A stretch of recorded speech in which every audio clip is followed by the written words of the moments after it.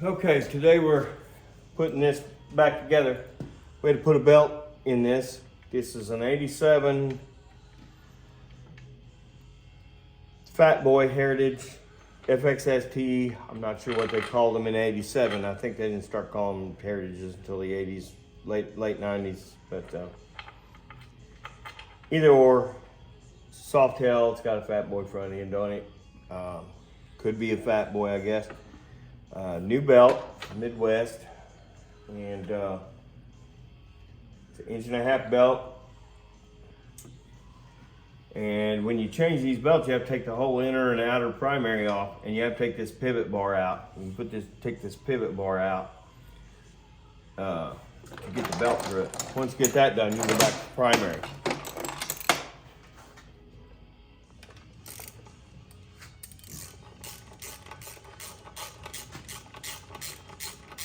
Well, we had this inner primary off. This bike's a lot older bike, so we decided to go ahead and check the rotor and stator. Everything checked out good with it. Looks good. Looks as if it might have been replaced in the last few years. This bike is set since 2019.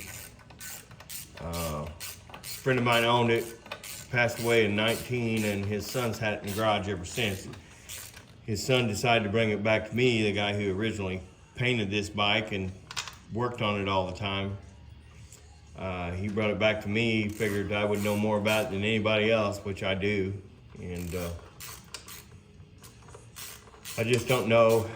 I was out on tour as a musician for quite a few years, in between me having Steel Horse and now opening up this shop. So we are back in business. So Scooter's putting the inner primary together right now. And as soon as he gets those all in, we'll grab a torque wrench and torque those.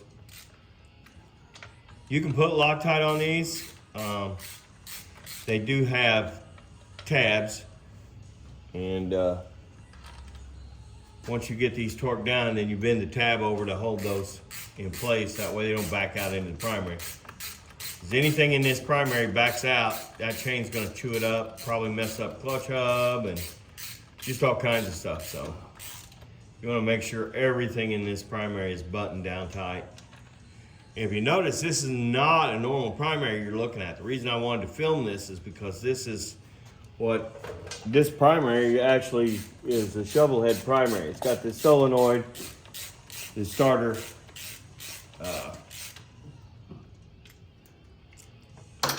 I guess you'd call that a lever. I'm not sure what they actually refer to that as, but it also has a Bendix in the, if I can get Scooter to quit knocking the camera around. So this is what goes on. Instead of a jack shaft, we have jack shafts in the later bikes, but this is a Bendix. This part right here actually has a friction type deal inside it, so you don't strip gears on this or your clutch hub, but it'll go in back into the starter once we get this primary together.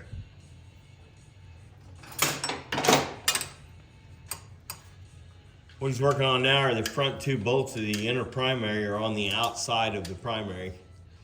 And of course, just for time saving purposes, we took enough of the floorboard and stuff off to get to those without having to spend half a day getting all that stuff off. So the bottom bolt's fairly easy to get to.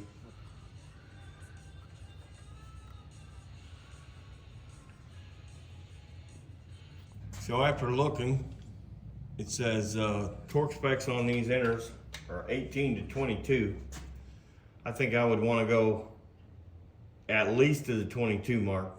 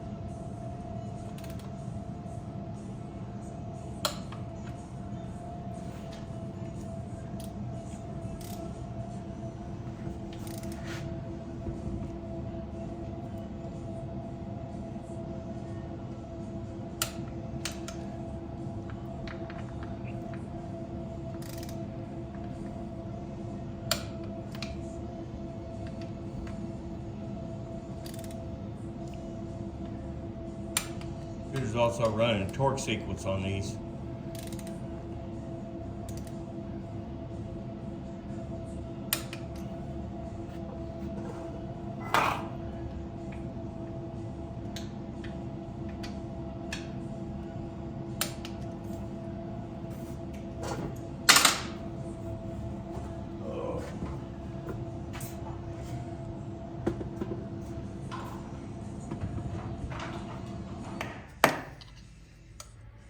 We're now bending the tabs over on these bolts to lock them in place.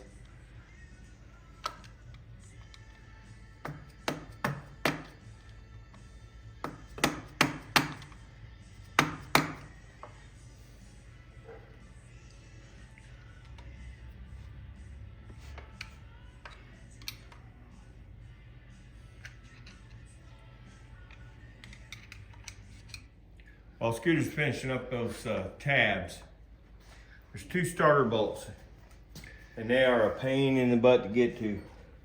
One of those starter bolts is right here, up behind. There'll be a circuit breaker in your way. Just push it out of the way. That bolt is way up in there, and the best way to do it is with your hand. Work it in as far as you can get it.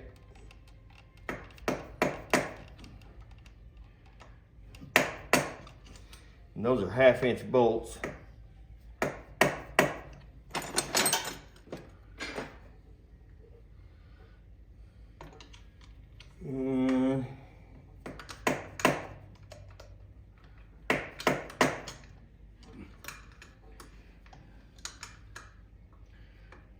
Get in there with an offset wrench.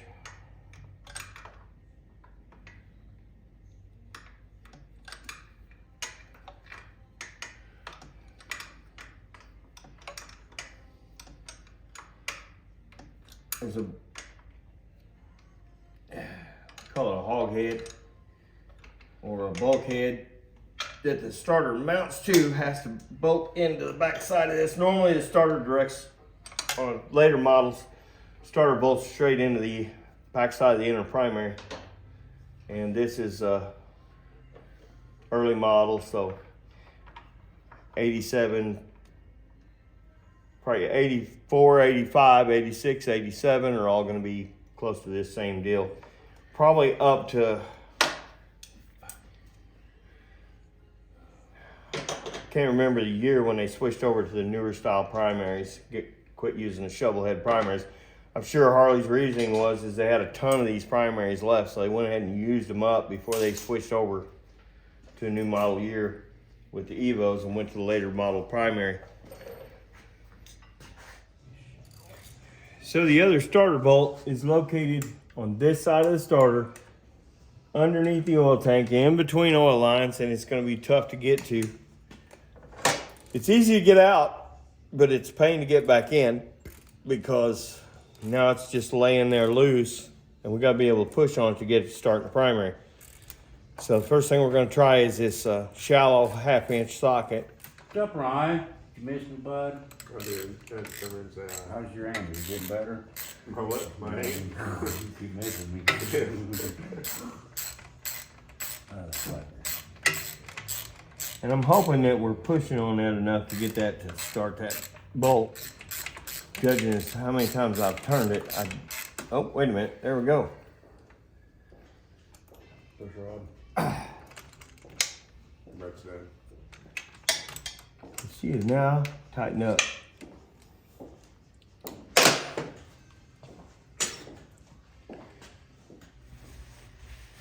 So this Bendix, there's a bushing that rides back here behind this. You got to pick that bushing up with a screwdriver, stick it back on the starter shaft. Otherwise, you're going to have to pull the starter out all the way out of it. You don't want to do that because then it means you got to take the oil tank out and it turns into a mess. There's 2 arms on this that go around this Bendix. That's what spins this Bendix out and back. Once you get that bushing in the right spot, you can slide all this in. You got to make sure you get these 2 little ears on this around that Bendix and make sure that's all operating. You know it's operating by this here. Don't forget the little spring Spring goes on the solenoid.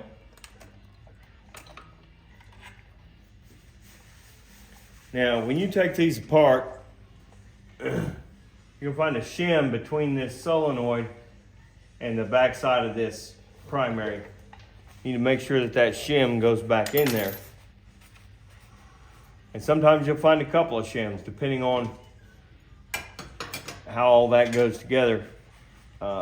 These were not a perfect fit by any means here. This is what that shim looks like that rides behind the solenoid.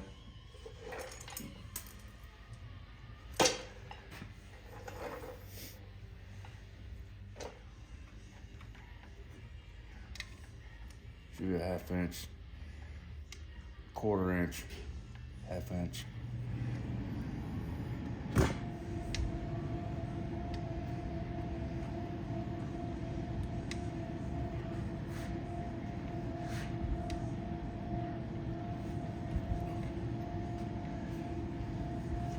You got tools scattered everywhere.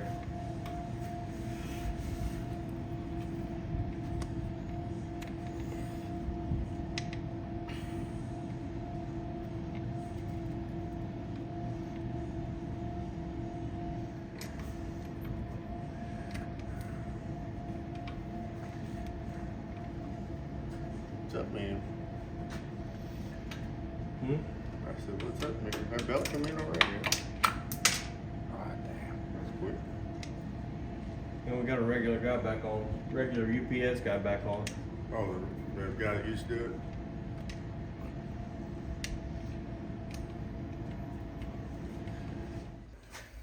Should have one that's knurled.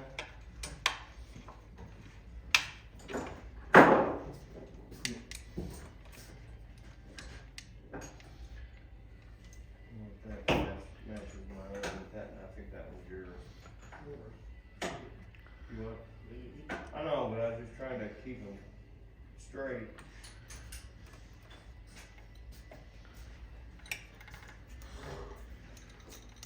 Ain't nothing about Ryan straight. You milking that cow there? Hey, don't forget to Scooter? like and subscribe.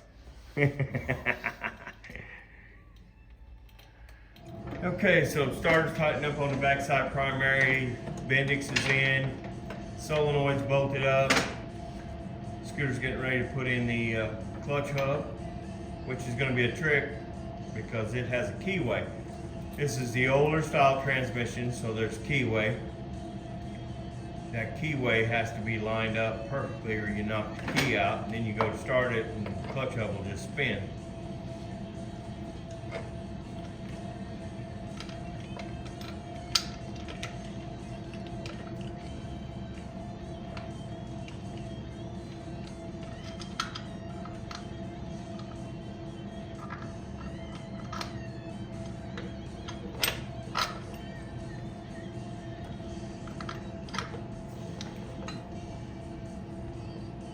Can you see to line that up?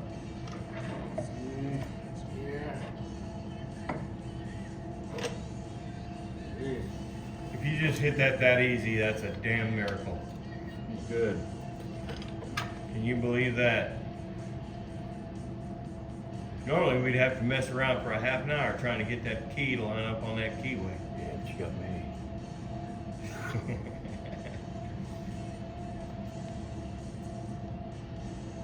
9/16.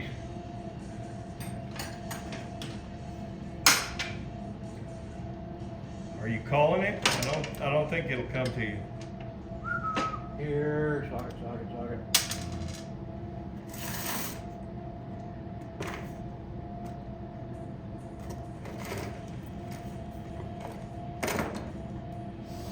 Normally that doesn't go that easy lining up that keyway because you're blind. You can't see the keyway. So you got to kind of set it where you think it is and Nobody try asked to you. slide it on easy. Nobody asked you. I hope he didn't knock the key out. We'll know in a minute.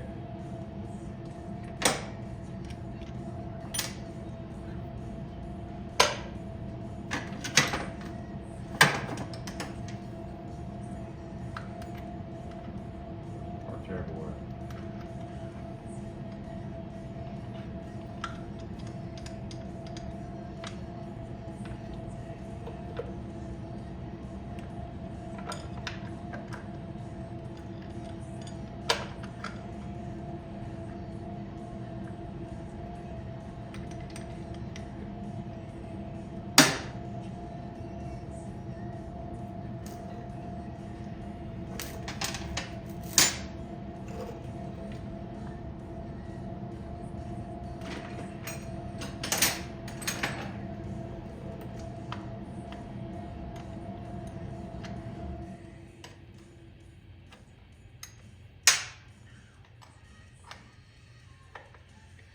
he's doing when he touches that chain is you only see about 7/8 of an inch play back and forth on that chain, both directions. Not 7/8, not Lock tight.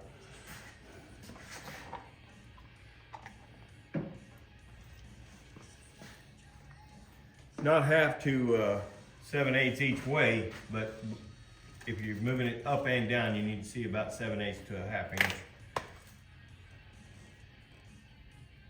We got a couple of neoprene blocks that, not neoprene, but some type of a plastic carbonate that's really strong. They go in and sprocket against the chain and lock the clutch hub up so we can put the clutch hub nut on. And the compensator.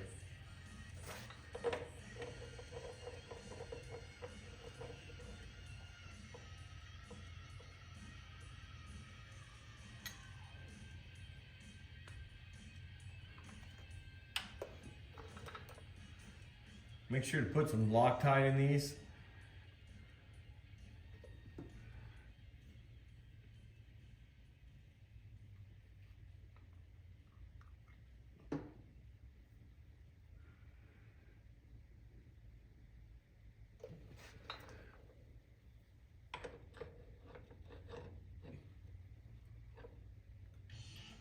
The outer spring part of that compensator rides on this clutch nut, or not clutch nut, but motor nut, and that is regular, standard right-handed threads on this. Both of them are.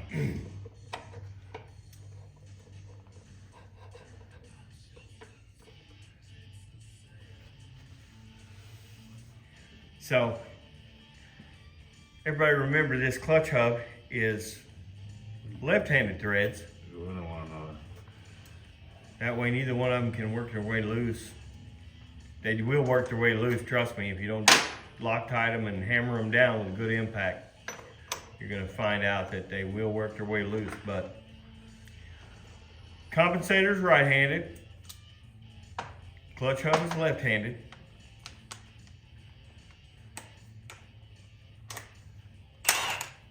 This socket that Scooter's about to use, I've had for 20 years. What size is that socket, Scooter? 5/16. So 1 5/16 on these older clutch hub nuts. I've had this thing forever.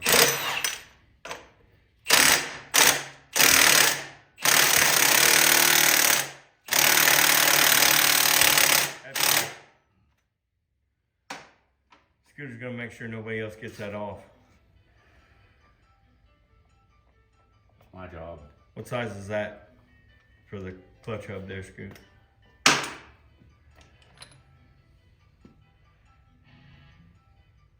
size.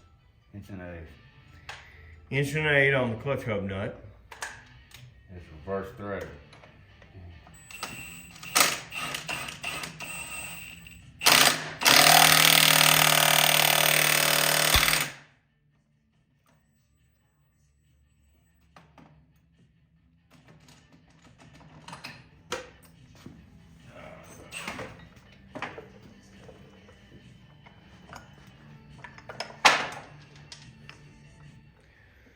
And once you get that short side, there's 3 pieces. There's the clutch rod in the middle. There's a short piece on the other side inside the trap door, and there's a short piece on this side. And then show them the throwout bearing. Other side. You'll notice there's an indentation right there that rides against that inside the clutch hub.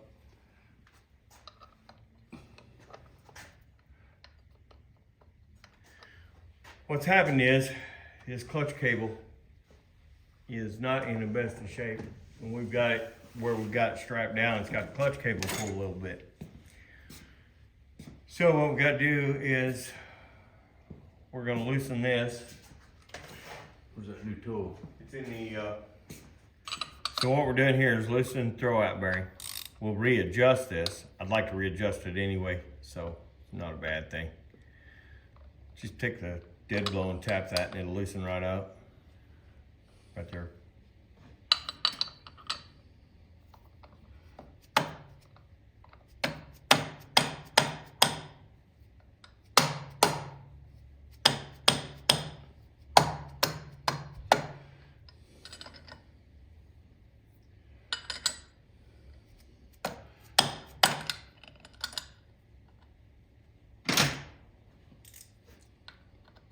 By loosening that, once you turn this, now he's got the room. Go ahead and put the snap ring in.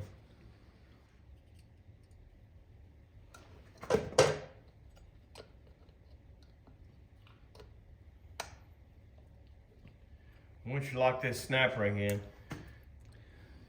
you're gonna take a screwdriver, go around it, and make sure it seats real good.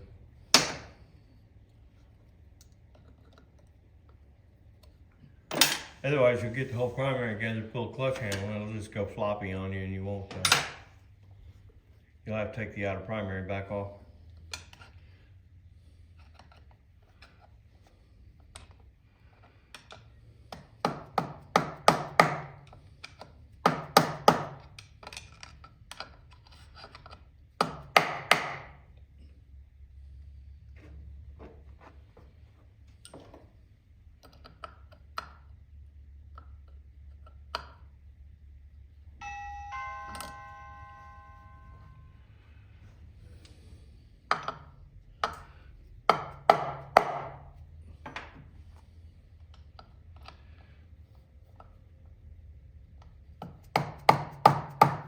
Pull that out.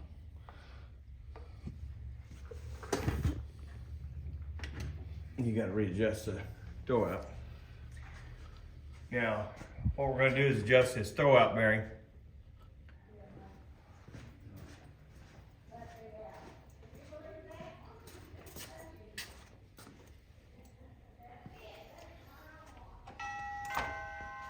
So what we do with this here is we're going to run this in and take up all the slack out of the clutch cable.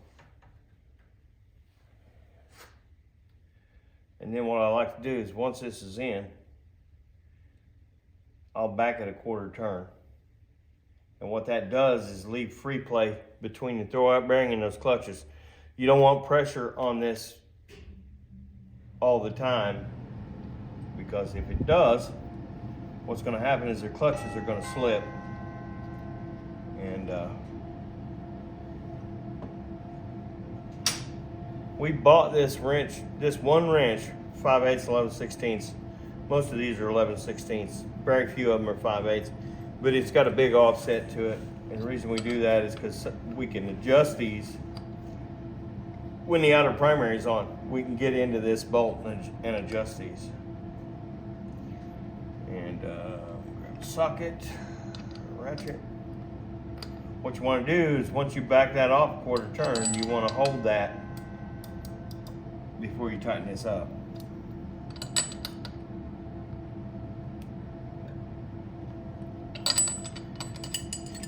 And then that sets your throwout bearing. Once you're done with that, you're going to reach up, and I got about a 1/4 inch of play in the lever. You want to see a 1/4 inch of play in the lever up there. That way you know the cable is not pulling on the throwout bearing. You can do your final adjustments on your cable adjustments. So we'll be back in just a few.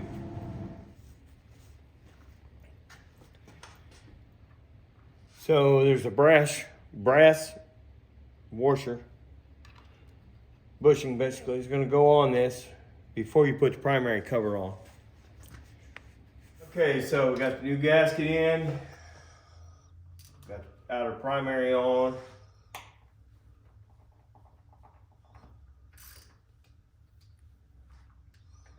And I'm just going to run these down fairly quick just to get them all snug.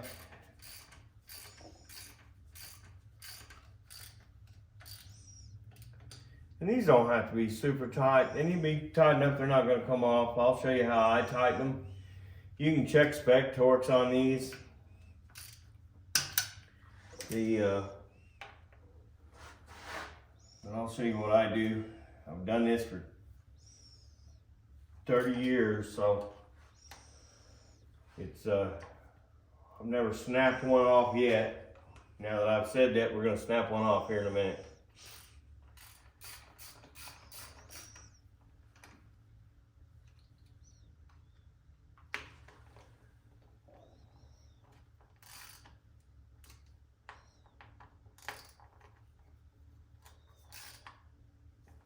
like I said, we're just snugging these down. And now what I'll do, I get a 1/4" drive ratchet. And I'm just going to tighten those a little, just another 1/4 turn. You can do these in torque sequence or whatever you think. We never have them leak, so. And like I said, I know about how much pressure to put on these. From doing it for so many years, I would suggest you go ahead and look on Google, get a torque spec on them, and torque them.